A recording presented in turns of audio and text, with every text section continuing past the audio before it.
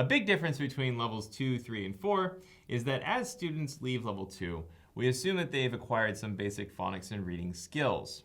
They can talk about things that they like, things that they know, their family, where they live, where they're from, maybe their school or their teachers. And then level 3 takes it a little further. In level 3, we expect them to be able to tell you maybe some reasons why they like those things.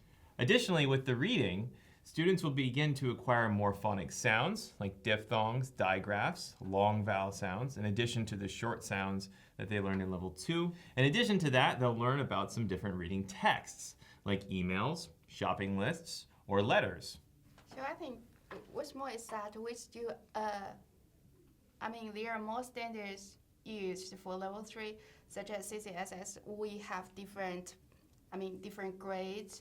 For level 3, we focus on grade K and most about grade 1, and also I think these standards help us make level 3 different from level 2 and level 4 as well.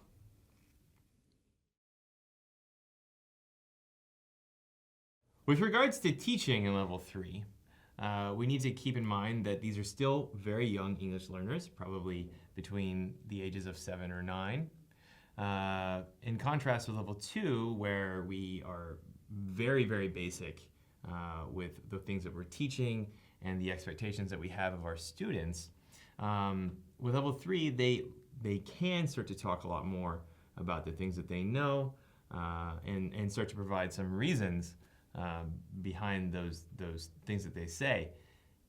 Now, it's very important for a teacher to get into the classroom and very quickly, through some basic introduction questions or basic conversation, to ascertain where the student falls on that spectrum of language learning.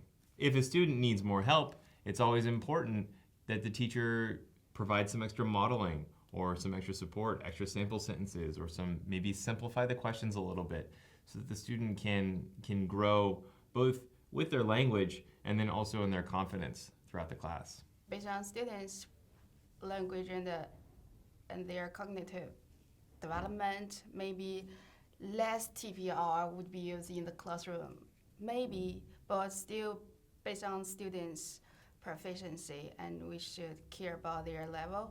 And then teacher decides what to use or what is unnecessary to use in the classroom. And also the language. There are different ways to ask questions. We just give the key point there, and the teachers may vary those sentences based on students' proficiency or their ability. Yeah. Level 3 is a bit of a transition. You have basic students growing up in level 2, learning a lot of basic vocabulary, basic reading skills, basic phonics skills, and then they're going to level 3. And the whole push of level 3, obviously, is to grow those skills, to turn those students into students who can converse freely and express things.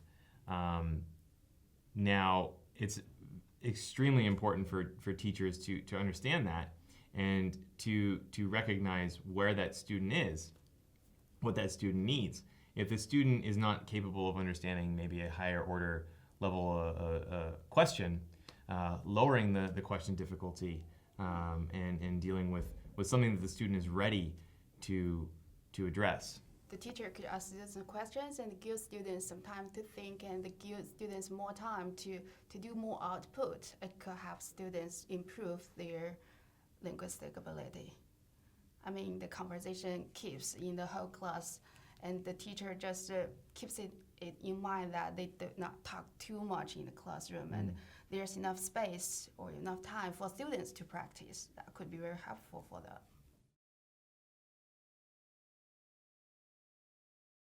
I think the teachers can look through all the PPTs, and they mainly, I think, pay attention to the learning objective slide so they can get the key point of this lesson, what vocabulary words are going to be taught, and the sentence frames, and what activities are used in this lesson, so they can just make this lesson very coherent, and the fluency of this lesson could be very good.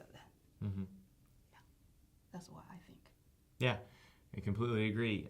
It's imperative that the teachers review the material before preview the material before the lesson.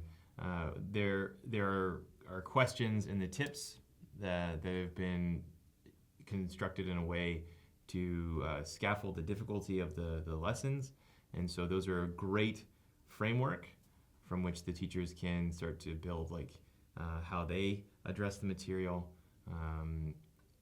It's obviously great to provide additional questions that you think the student can or be challenged by in throughout the lesson as well.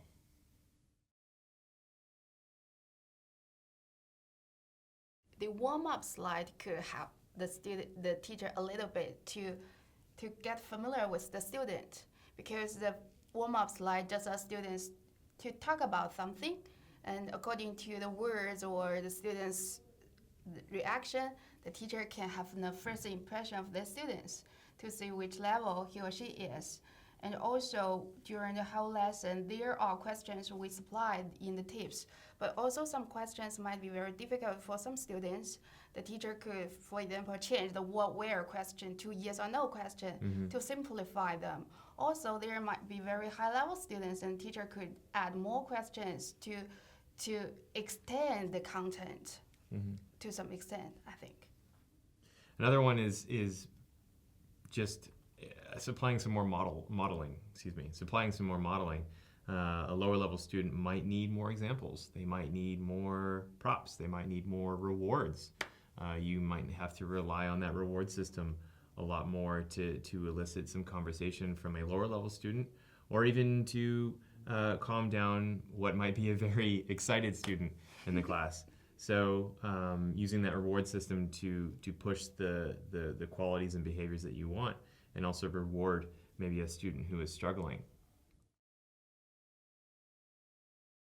Students coming into level 3 are pretty good with regards to basic vocabulary and sentence frames. They can talk about things that they like. They can talk about their school, their family, food, maybe their pets and some animals that they like. In level 3, they need to discuss a much wider range of topics, from things like folk tales or science-based topics like motion or animal groups. Students need to start to be able to voice their opinions and also provide reasons for why they have those opinions. Students also need to start to connect different concepts, connecting concepts with other concepts, or maybe concepts with themselves or concepts with their world. And also, as readers, students will acquire more reading skills.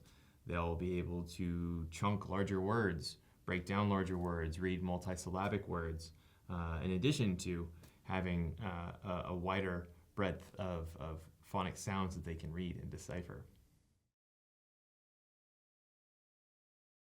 During the UA, it's very important to gauge the student output and assess it very clearly and honestly, but also don't be afraid to help the student understand if they make a mistake. Parents and students still like to learn. They still like to know why they made that mistake or how they can improve. And so scoring them, obviously, is the most important thing. But then beyond that, helping them to grow is also very important. So that means if a student doesn't know some answers, teachers could still scaffold by giving them some maybe more questions to scaffold, and also maybe remind them some facts or knowledge they have learned to let them, answer those questions. And yeah, also I think it can be, the whole assessment can be conducted in a natural way, not just the teacher asks a question and the students answer. More kind of conversational communication could also be helpful for students to understand more and show their outcome or their performance better, I think.